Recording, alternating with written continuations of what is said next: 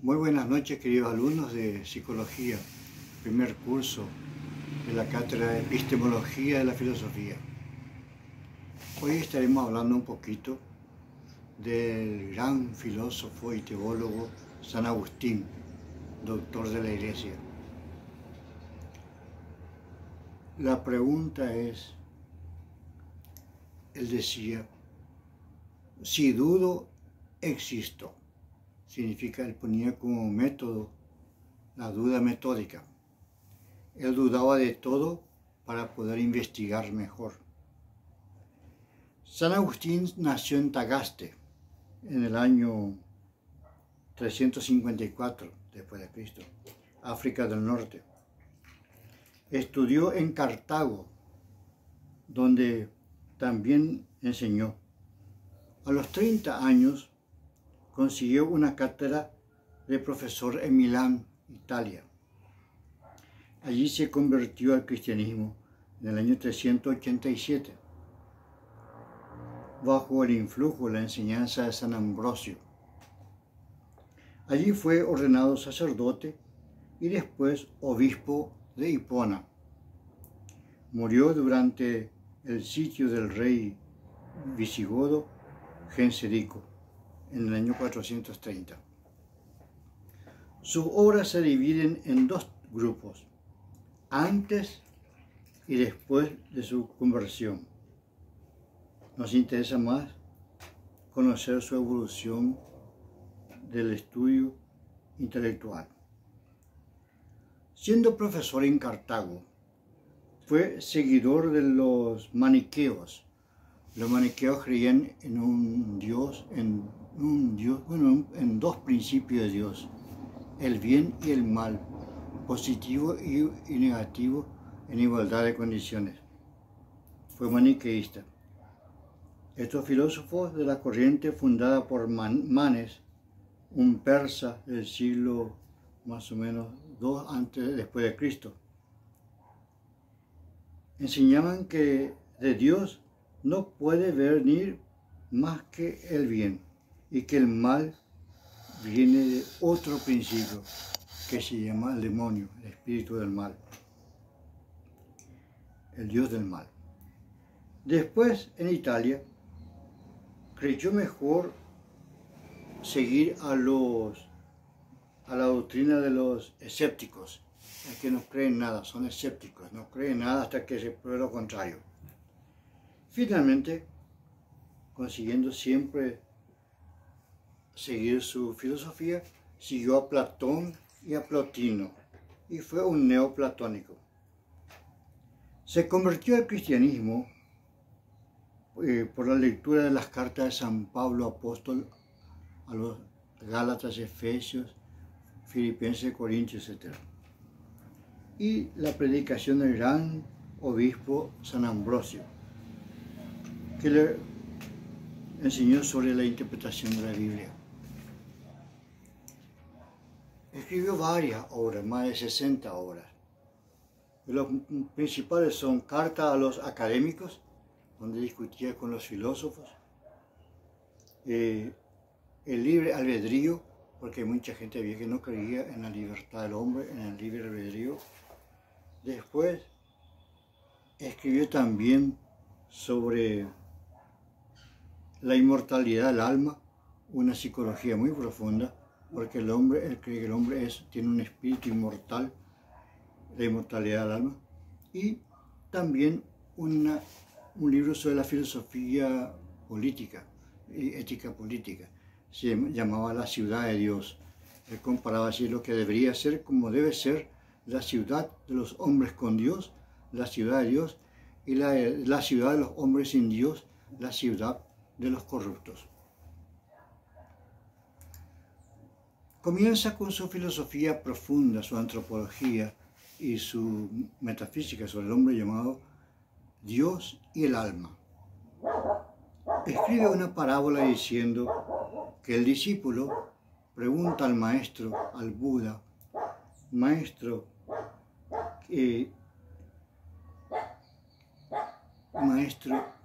yo deseo una sola cosa, maestro. ¿Y qué es lo que deseas?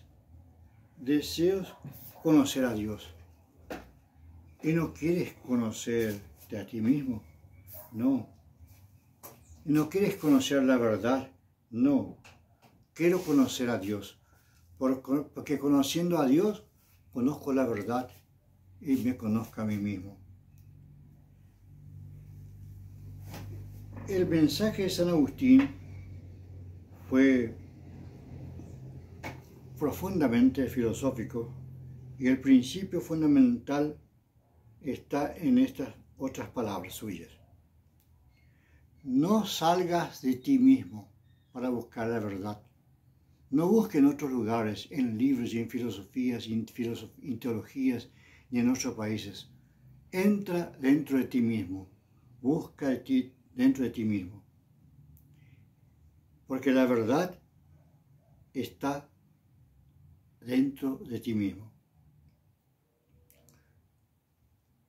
Lo que importa a San Agustín no consiste en llegar hasta el fondo de tantos conocimientos, sino conocerse a sí mismo. No le interesa el tener más ni el ser más de los seres en general. Únicamente de descubrir que el gran misterio de quién soy yo, el yo soy, concreto y singular, el misterio indescifrable de la persona dentro de sí mismo. Y el punto de partida de toda su filosofía, como ya dije, consiste en la duda metódica. Si dudo, existo. Necesitamos un punto inquebrantable, irrefutable y seguro que no puede ser alcanzado por el escepticismo, que niegue que se pueda conocer la verdad. Cierto es que se puede dudar de todo, pero es imposible no tener conciencia de esa misma duda. Luego, si nada puedo saber, es verdad que ya sé algo, que nada puedo saber. Y entonces ya sé algo, una verdad indudable, de que yo soy un ser pensante, que estoy pensando. Descubrir la propia existencia es simultáneamente conciencia de sí mismo y descubrir también el ser que se hace evidente en la autoconciencia expresada en el yo sé que existo. Aún así, si yo me equivocase,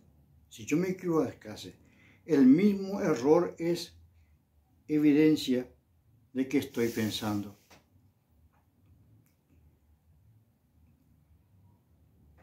Es una certeza.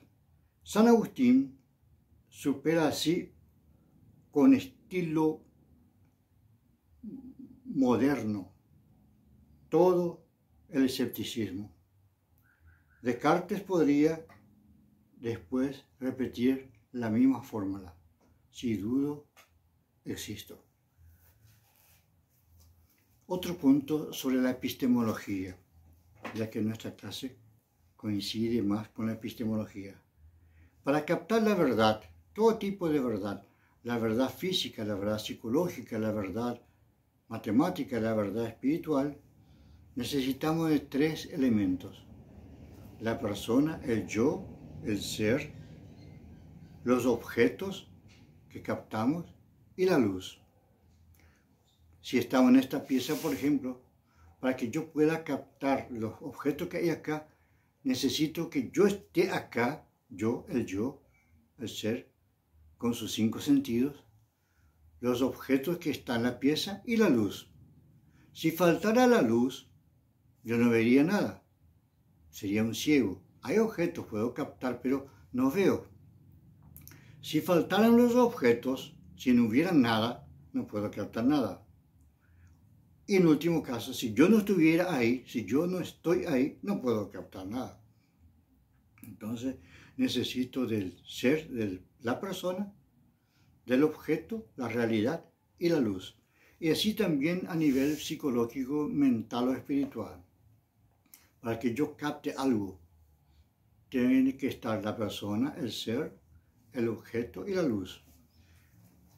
Digamos, la persona soy yo, el objeto es el objeto del estudio, el material de estudio, la verdad que busco, y la luz que es la inspiración de Dios, una inspiración divina que capte, que toque mi inteligencia, porque no adelanta tener inteligencia si está vacía, no adelanta tener inteligencia si no capta nada. Entonces tengo que tener una inspiración divina, una luz del Espíritu para que yo capte la verdad. Entonces, San Agustín insistía en esos 3 puntos. Para captar la verdad se necesita de los ojos físicos, espirituales, el objeto y la luz. Y hablando de cosmología y antropología, para él todo ser que existe viene de Dios. Todo ser es creado por Dios. Viene de Dios como imagen y semejanza, como creación. Todo ser, tanto el ser material del cosmos, el hombre, todo en fin, es creación de Dios, es un don de Dios. No es una emanación que fluye de Dios, no es tampoco, es parte de Dios, sino es un don de Dios, una creación de Dios. Ahí concuerda con la Biblia. ¿Y de dónde viene el mal? Existe el mal físico y el mal moral. El mal físico prácticamente no es un mal para él, es una falta de bien. Por ejemplo, si yo no tengo plata, si soy pobre, no es un mal, solamente que me falta plata. Es un mal menor, es falta de bien, no tengo plata. Si yo no tengo salud, es falta de salud, no es que yo estoy enfermo, es falta de salud. Y es un mal menor porque me falta algo. No es un mal en sí, sino falta de algo. Y el mal moral viene de la libre opción del hombre. Dios creó al hombre libre, inteligente y le dejó capaz de optar por la verdad, por el bien, por hacer esto o aquello. Dios le dejó libre. Y el mal viene de la opción libre del hombre. Y esa opción Dios respeta hasta la última consecuencia. El hombre puede hacer mal lo que quiera, puede hacer bochinche que quiera de su vida o del otro, puede hacer hasta guerras, y Dios respeta eso, porque es un mal moral de la libre opción del hombre, no viene de Dios. Y Dios respeta esa libertad absoluta del hombre. La única cosa que Dios no puede hacer es pecar, cometer un pecado, porque iría contra su principio del bien en sí, que Él es el bien, el amor y la verdad. Y la única cosa que el hombre puede hacer sin Dios es el pecado. Ahora, ¿por qué Dios permite el mal? San Agustín pensó mucho en eso. Dios permite el mal, como ya dijimos, porque respeta la libertad, el libre albedrío del hombre. Y después, más tarde, podría arreglar. Hasta dijo, Dios amó tanto al hombre que envió su único hijo para liberarnos, para salvarnos. Y su hijo murió en la cruz para salvarnos. Pero respeta otra vez, deja que el hombre acepte eso libremente para salvarse. Ahora, si el hombre entiende bien y no acepta eso, entonces el hombre libremente se condena. El mal viene del hombre, no viene de Dios. ¿Y qué es la historia? La historia es más o menos un teatro, un terreno, un territorio, un tejido vestido al revés. Dios intentó hacer un plan de salvación, un plan recto. Dios pone un plan recto de la historia y el hombre hace un plan todo equivocado a trancos y barrancos. El plan de Dios y el plan del hombre. Algunas veces coinciden y algunas veces no coinciden. Entonces la historia es prácticamente la historia del hijo pródigo. Es el eterno hombre que huye de Dios, la eterna fuga del hombre que a veces se va contra Dios. En fin, la historia de la humanidad es la historia de un tejido hecho al revés.